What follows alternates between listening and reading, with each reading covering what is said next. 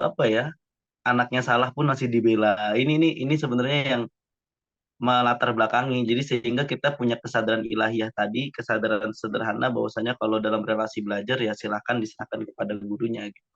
Itu yang mengawali. Tapi ternyata pada hari ini malah kita mendapatkan penjelasan yang jauh lebih kompleks, jauh lebih mendalam. Ya nanti insya Allah kalau misalkan Rizky ada, biasanya kan kadang disuruh ngisi kajian juga di Majelis Taklim Ibu-Ibu supaya Rizky juga dapat insight dan referensi yang lebih banyak dari para narasumber pada hari ini.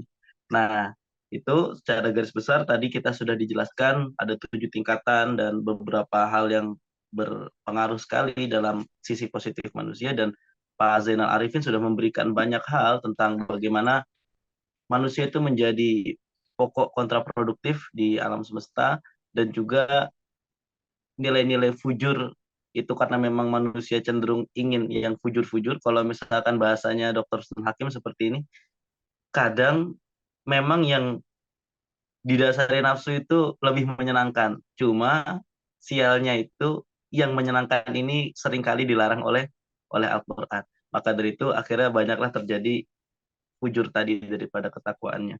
Tapi kita juga bisa melihat bahwasanya manusia dimuliakan, dan daripada potensi-potensi yang memuliakan itu, kalau tidak dimaksimalkan atau malah membawa kita pada keburukan, Al-Quran tegas menyampaikan summa radadnahu asfala safilin. Kita akan menjadi orang-orang yang di bawah, paling bawah lagi gitu kan, udah di bawah, bawahnya lagi gitu. Baik, untuk pertanyaan adakah dari teman-teman, sahabat-sahabat semua untuk bertanya? Silakan, kami persilakan untuk raise hand, lalu on cam bisa atau di on mic boleh. Ahmad Afif. Silakan. Silakan Mas Afif.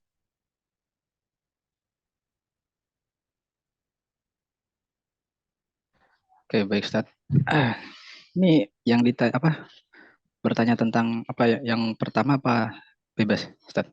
Bebas, bebas, bebas, silakan. Oh, ya. Ya, Ustaz. Mungkin yang kepada materi sebelumnya tadi. Sebelumnya saya perkenalkan diri, nama saya Ahmad Afif. Saya berasal dari Ketapang, Kalimantan Barat. Dan kebetulan dapat informasi ini dari grup. Kebetulan juga saya pernah jadi murid Pak Zainal Arifin Mazkur di Bet Quran kemarin, yang angkatan 329 kalau salah. Ya, 29. Kebetulan Alhamdulillah juga mungkin anak beliau yang masih di Kudus ya Pak, yang di Almater Oh Pondok iya. Bejen. Nah, kebetulan Oh saya iya juga iya. lulusan dari sana. Iya, Alhamdulillah. Kembali ketemu lagi ya Pak. Ya, sebelumnya saya ingin bertanya tentang yang materi apa, takwa tadi itu loh, yang tentang apa, rasa harapan dan takut itu. Nah, terus saya juga pernah ditanya tapi juga bingung mana logikanya.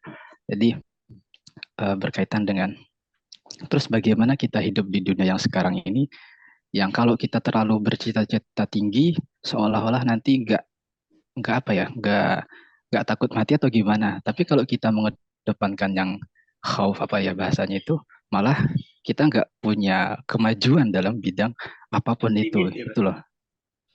Gimana? Jadi pesimis. Iya iya. Ya gitu, nah, benar Ustaz. Jadi itu bagaimana menghadapi solusi seperti itu? Karena kayak problematik dalam artian satu sisi mau mengedepan agama, tapi satu sisi agama juga harus diperjuangkan gitu kan. Atau menghadapi zaman sekarang yang serba canggih dan sebagainya. Kan seolah-olah agama itu ada yang mengatakan belum bisa menerima, tapi sebenarnya bisa. Tapi ya itu bagaimana mengantisipasi seperti itu.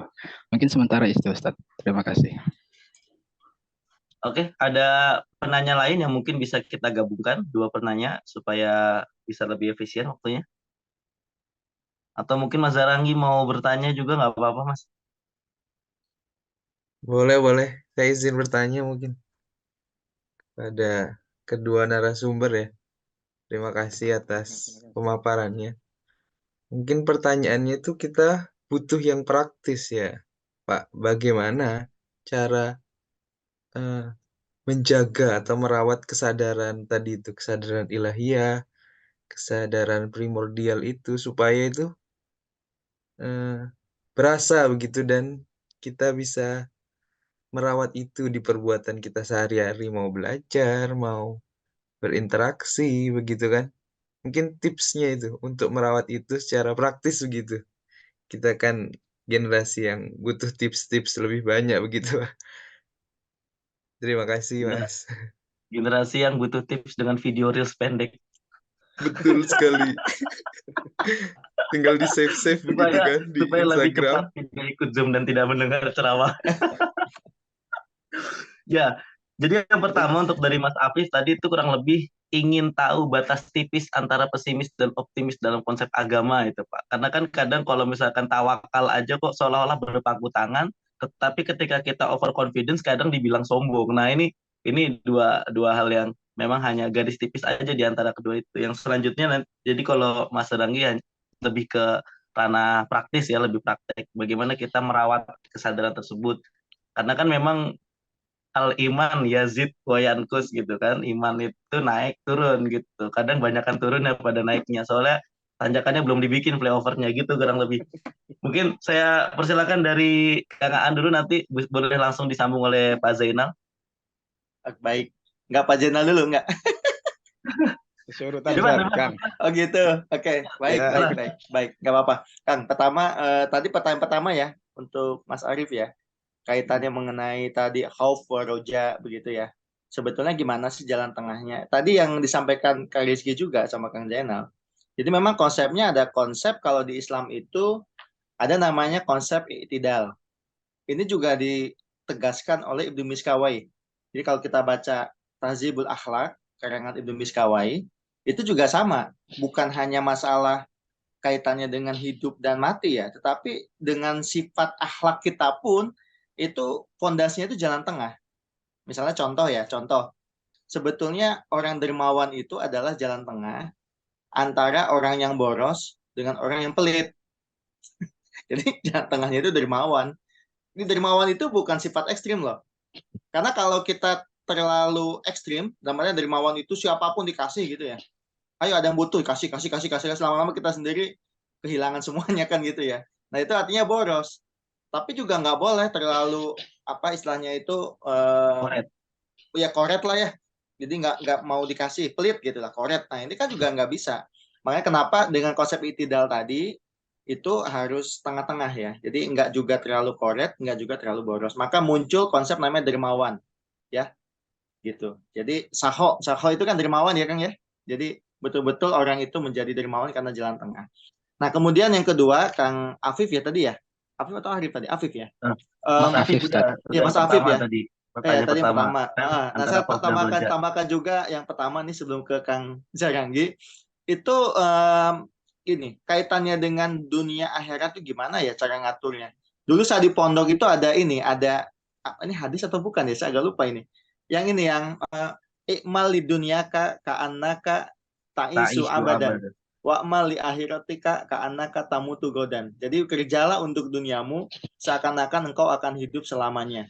Tetapi kerjalah untuk akhiratmu seakan-akan engkau akan meninggal besok. Tetapi harus ditambahkan kalau menurut saya, walal akhiratu khairul laka minal ula. Dan kehidupan akhirat itu lebih utama daripada kehidupan di dunia. Jadi ayat tadi dilanjutkan tuh wal akhiratu khairul laka minal ula. Begitu. Jadi nggak boleh berhenti ya. Kemudian untuk Mas Jaranggi, gimana care praktisnya? Nah, ini banyak nih buku-buku praktis nih, technical how ya gitu, banyak sekali. Cuma kalau saya ngambil selalu dari doanya Sapu Jagat nih. Ini sering saya ulang-ulang nih. Robbana atina fid dunya hasanah. Ya Allah, berikanlah kami kebaikan di dunia. Artinya apa? Apapun sesuatu yang bisa kita lakukan untuk kebaikan dunia, kita lakukan. Pengen jadi orang kaya, bekerjalah keras. Gitu ya. Belajar hidup hemat. Bekerja keras. Belajar ilmu perdagangan. Ya. Jangan hanya doa maksud saya. Tapi kita juga harus banyak belajar itu. Ingat ya, hasanah fid dunia. Tetapi dalam Islam itu nggak cukup itu ternyata. Wafil akhirati hasanah. Dan juga kebaikan di akhirat. Jadi kita dalam melakukan kebaikan-kebaikan di dunia, jadi kaya boleh nggak? Tentu boleh. Tapi caranya harus yang akhirat dong. Jadi jangan sampai caranya salah nih. Ini bukan jual ayat ya, tapi caranya harus cara yang benar begitu. Jadi jangan sampai dalam mengumpulkan harta malah kita menyakiti yang lain misalnya. Itu nggak boleh. Nah, tapi ingat, meskipun hasanah di dunia, hasanah di akhirat, ada doa selanjutnya. Waqina adzabannar. tetapi itu semua yang menjauhkan kami dari api neraka. Jadi itu harus diingat-ingat itu. Jadi jangan sampai, maksud saya, kita melupakan hasanah di dunia, hanya fokus di akhirat, atau sebaiknya hanya hasanah di dunia tapi lupa akhirat. Tapi yang paling penting juga tadi, wakina ada benar. Begitu. Itu 3 hal tadi kalau saya itu praktis banget sih, Kang, yang bisa kita terapkan. Kalau misalnya terkait karakter positif, apa yang bisa dibangun, kalau saya boleh sarankan 2 kata kunci, belajar ikhlas dan syukur. Udah itu aja dah. Karena biasanya kalau kita pengen belajar pribadi yang positif, udah belajar 2 aja, sabar sama syukur. Ya, belajar itu deh, sabar, syukur, kalau perlu ikhlas, ikhlas. Tambahin tuh 3 tuh. Saya kasih contoh ya, ini closing dari saya sebelum Mas Jenal. Saya pernah suatu kali diundang pengajian nih, Mas Rizky, diundang pengajian di Tangerang. Jadi saya datang gitu ya, kebetulan bawa mobil, diserempet anak muda, mungkin seumuran ini Mas Jaranggi nih, bawa mobil, terus nyerempet, wah, jalan kan gitu ya, keluar kata-kata kita nih, serempet lagi, gitu kan. Nah, saya kejar itu motor, saya kejar, saya pepet. Habis itu, saya lihat peci saya kan mau ngisi pengajian ya, masa saya harus marahin ini anak muda kan gitu. Tapi udah saya pepet, akhirnya tetap turun. Dan ketika turun waktu itu anak muda juga tadi kepepet. Kemudian pertanyaan saya pertama kali, tadinya mau marah, cuma saya ganti, Mas, mohon maaf Mas, saya mau nanya, Mas kakinya ada yang luka enggak? Percaya enggak? Seketika orang itu berubah. Dia juga emosi, saya tahu. Tapi ketika saya tanya, kakinya ada yang luka enggak keserempet mobil? Padahal saya mau nanya, itu mobil saya kenapa kamu serempet? Kan gitu ya. Tapi saya tanya dulu, apa yang dibutuhkan. Percaya nggak Mas Jaranggi? Orang ini kemudian cium tangan saya loh. Anak muda loh. Ya, bukan karena saya tampilannya Ustadz, enggak, belum saya pakai peci, bisa simpan di mobil kan gitu kan. Tapi masalahnya adalah dengan cara saya care, saya perhatikan dengan apa yang dirasakannya. Justru anak ini bukannya marah, malah hormat sekali kepada kita dan dia minta maaf berkali-kali. Pak, maafin saya Pak, saya yang salah Pak. Udah nggak apa-apa. Besok hati-hati ya. Coba kalau saya waktu itu emosi, Mas, apa yang terjadi? Fighting kita, berantem kita, bisa jadi saya ditusuk di jalan kan gitu kan. Jadi intinya sih itu contoh-contoh praktis yang memang mesti dipraktekkan sih dengan contoh praktis tadi. Saya kira cukup itu ya Kang ya. Makasih. Oke, itu luar biasa itu. Ya, itu belum pakai peci itu pas turun itu. Coba pas turun pakai peci juga. Belum pakai peci. Kayaknya selain ditanyain luka, Mas sangunya kurang nggak? Aduh. Monggo Pak Zainal. Baik, oke, baik. Menarik nih ceritanya Kang Aan. Baik, saya akan mulai dari Mas Ahmad Afif ya. Batasan tipis antara ikhtiar dan tawakal tadi ya, Rizky ya. Betul, Jadi betul. saya kira begini ya, menambahkan tadi yang disampaikan